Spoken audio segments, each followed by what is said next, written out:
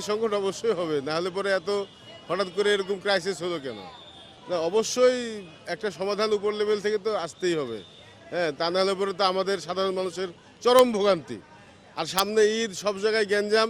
যেখানে আমার সারাদিনে 100 টাকার তেলে হতো, এখন এই গ্যাঞ্জামের উপরে সারাদিনে 300 টাকার তেল লাগবে। আমি তো 300 টাকার তেল পাবো না। 200 টাকার তেল আমি কি করে কাভার করব? তেল আমদানি নির্ভর দেশ বাংলাদেশ, আমাদেরকে মানসিকতা বদলাতে হবে। এই যে 2 লিটার তেল আমি আজকে নিয়েছি, এই তেল আমি দেখা যাচ্ছে যে আগে গোটা শহর ঘুরে বেড়াতাম, বিভিন্ন জায়গায় যেতাম, আমি এখন এই টুলটা আপাতত নিয়ে রাখছি, এমার্জেন্সি ছাড়া এটা ব্যবহার করবো না, আমি রিক্সায় ব্যবহার করব, রিক্সা বা পায়ে হেঁটে যাব।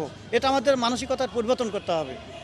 এই অসুবিধা হচ্ছে তেল তেল পাচ্ছি না, এটা হচ্ছে আমাদের সংকট।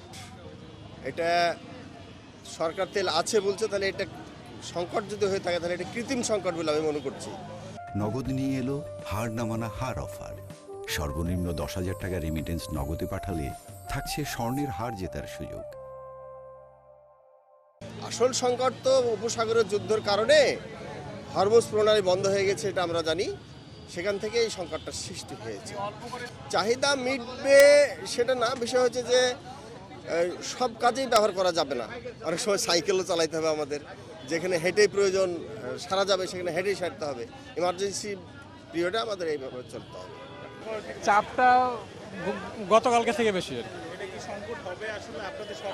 আমরা হচ্ছে যে কি এখন অস্বাভাবিক দেখতে তো পাচ্ছেন আপনারা, সংকট তো আমরা দিচ্ছি তো এখন পর্যন্ত আছে, আমাদের কাছে দিচ্ছি, আমরা আগের দামেই দিচ্ছি, আমাদের দাম বৃদ্ধি হয়নি, যা ছিল তাই।